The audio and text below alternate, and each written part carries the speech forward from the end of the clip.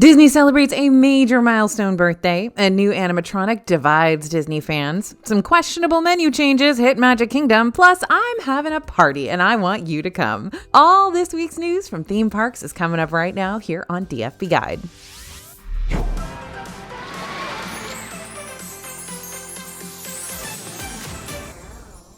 Hey everybody, it's AJ for Disney Food Blog. We got some big openings and announcements this week in both Disneyland and Disney World.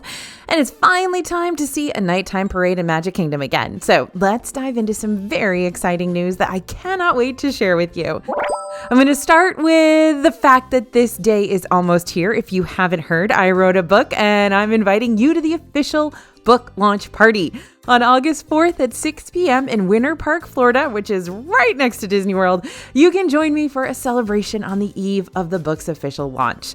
I'm going to drop the link to grab tickets in the description below. If you're in town, I would love to meet you. Stay tuned because we have a bunch of other really fun things in the works to celebrate the book launch as well. But if you want to pick up a ticket to that book launch, go ahead and look in the description. Magic Kingdom's new nighttime parade, Disney Starlight, had a surprise debut last night. We were among the first to see the new parade make its way up Main Street with beautiful new floats and music with a nod to the Main Street Electrical Parade at the start and end of the parade. The parade begins with a blue fairy, followed by floats featuring characters from Wish and Encanto, Frozen, a float of princesses with their princes, Coco, Moana, Peter Pan, and a train named Whimsy, carrying Donald, Daisy, Goofy, and Pluto along with Snow White and Dopey, Rapunzel and Flynn, Aladdin and Jasmine, and Mickey and Minnie. Each float features music from their respective films, and the train float has a remix of the Main Street Electrical Parade music, which I love, as you know. Take a look at the back of the tiny Disney Starlight float, bringing up the end of the parade to spot Jiminy Cricket. There are also new light-up bubble wands that will interact with the parade to bring that light show into the audience. And remember, the route for this parade will follow the nighttime parades of years past and start on Main Street and end in Frontierland, unlike the daytime parade, which is the other way around. Some of the best spots to view the parade will be from the Castle Hub facing the train station if you want the best view, right at the beginning of the route near the Emporium for good views and a quick exit, or in Frontierland toward the end of the route if you want a little lighter crowds. You got two parade times to choose from, 9 p.m. and 11 p.m. That second time will be less crowded, but it's a late night for little ones. If you want the perfect parade and fireworks view, opt for the 9 p.m. show and stake out that Castle Hub spot early. The crowds during this preview really seem to love the parade, and we are so excited to have a nighttime parade back in Magic Kingdom after nearly a decade. Now, happy birthday to Disneyland. Disneyland celebrated its 70th anniversary on July 17th, and the crowds were out in force to experience this special day. It had new food, new shows, new ride changes, and more. Guests were greeted with long lines and virtual queues to experience the new Walt Disney A Magical Life and updates to It's a Small World. More on those in just a second. The 70th anniversary celebrations are running from now until September 2026, so you have plenty of time to experience everything happening, including the return of the Paint the Night Parade. If you're looking to visit between August 17th to December 19th, you can save up to 20% off hotel stays at the Grand Californian and Disneyland hotels, and Anaheim locals can score $70 one-day tickets between August 4th and September 25th of this year. So happy birthday, Disneyland! Walt Disney A Magical Life has opened in Disneyland this week with the first ever animatronic of Walt Disney himself. And let's just say, opinions are mixed. After a short film about Walt's life, the audience is brought into Walt's office with an animatronic of the man himself. The animatronic is designed to look just like Walt in 1963, but social media response has been a bit mixed on whether Disney really nailed the look here. Regardless, this animatronic has a ton of advancements in the lifelike quality of the motion. I think it's incredible. In this new show, Walt talks for about 3 minutes about perseverance and achieving dreams, along with many familiar quotes, and it ends with him saying it all started with a mouse. You can catch this new show and its accompanying exhibits at the Main Street Opera House.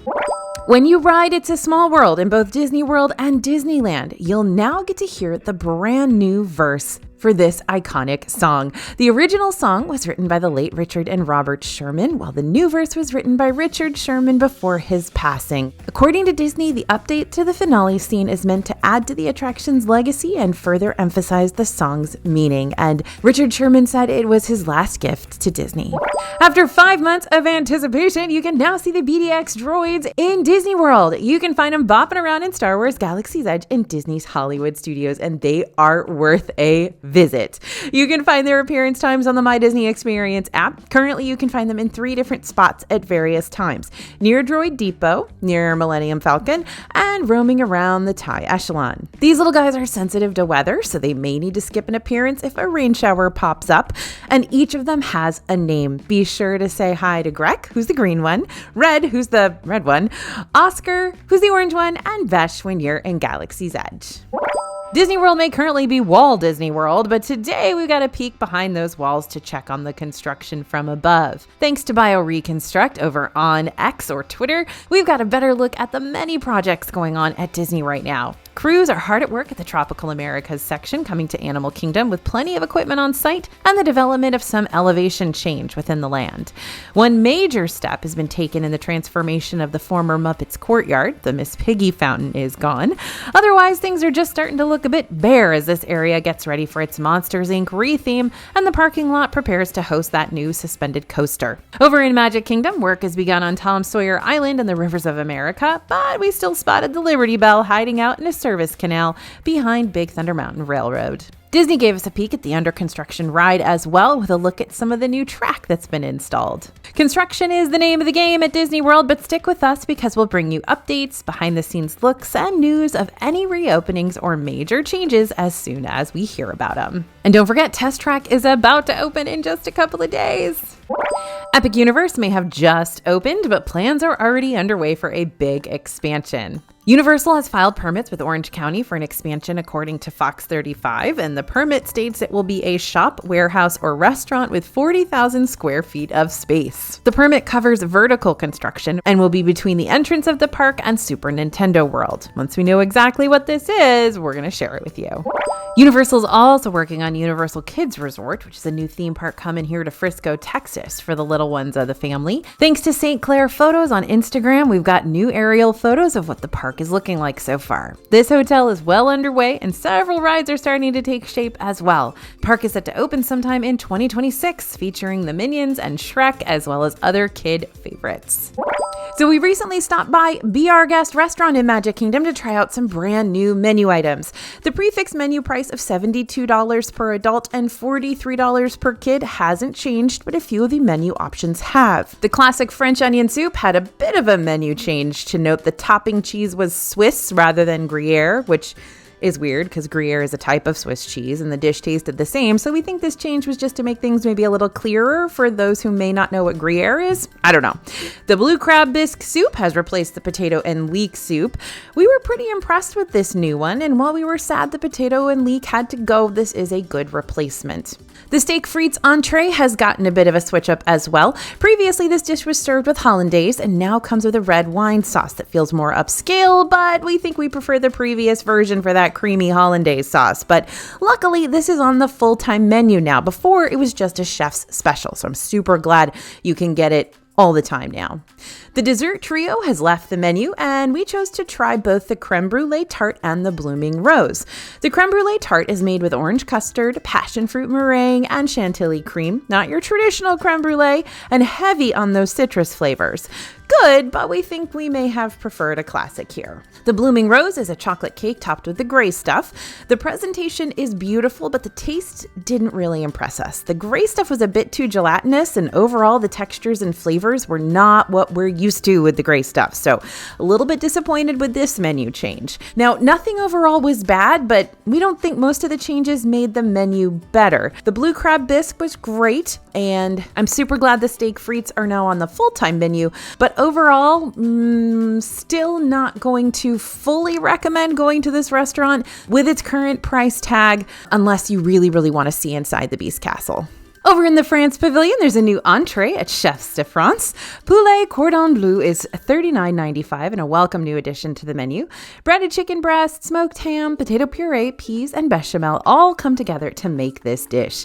The chicken was stuffed with salty ham and covered in a thin, crispy crust. We dunked each bite into that bechamel and it was perfect. We're going to have a hard time resisting the urge to order this one every time we visit, which is interesting because sometimes chicken can be overdone, as we know, but they did it great here. We also snagged the new gâteau à trois chocolats, glace à la vanille, for $14.95. This 3-layer chocolate mousse cake served with vanilla ice cream replaced our beloved chocolate tart, and while this is a tasty chocolate-heavy dessert, we're not sure if it lives up to its predecessor. Over on the boardwalk, we got 2 exciting new arrivals to Blue Ribbon corn dogs, the Banana Nutella corn dog and the Nashville Hot Giant Mozzarella Stick. The Banana Nutella corn dog is $10. You got 2 deep-fried bananas drizzled with Nutella and powdered sugar. The batter's a little thick here, and it's the classic corn dog batter, so this one might not be for everyone. It comes as a 2-piece, so it's an easily shareable snack.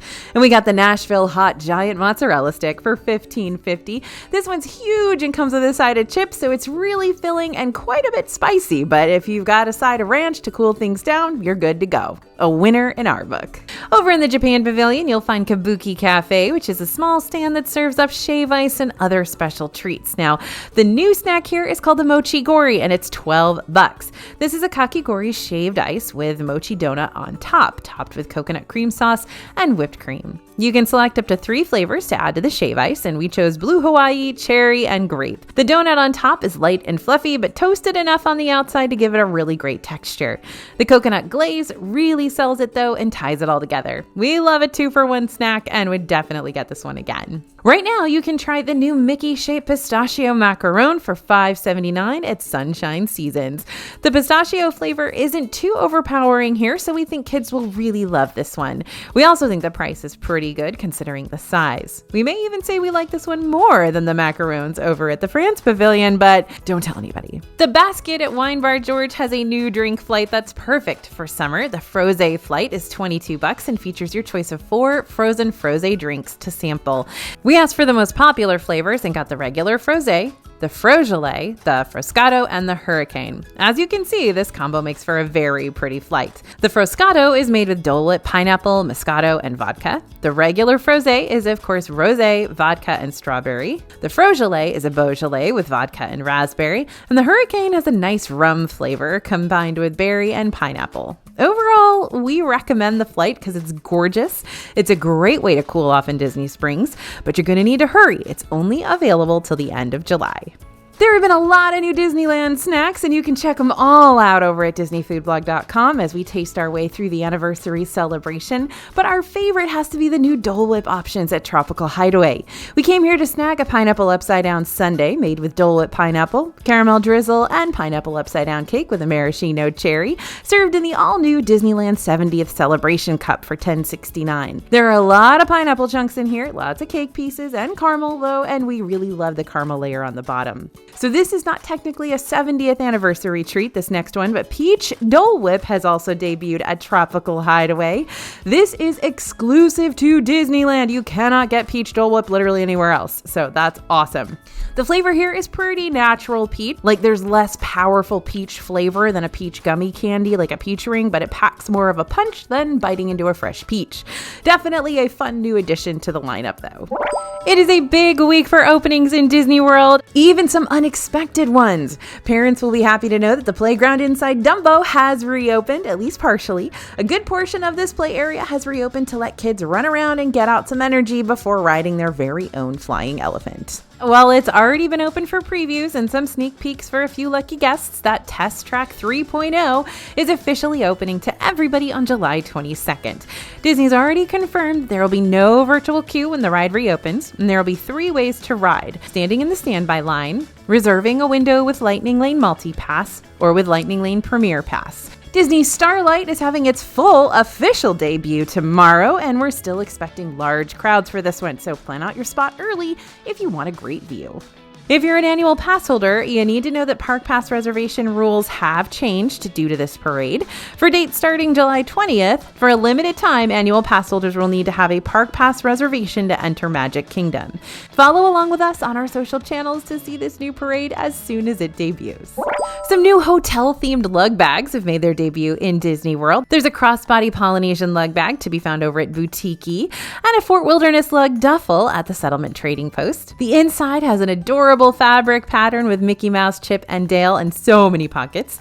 There's also a smaller Disney Fort Wilderness lug bag featuring Chip and Dale. There is a lug bag for Disney's Contemporary Resort that's in the shape of a monorail, and this one's been selling fast. And if you're interested in some new DFB merch, I've got one of my favorites for you. If you, like me, are the type of person who needs your fizzy beverage of choice at all times, then you, my friend, might also be a soda goblin. Welcome to the club.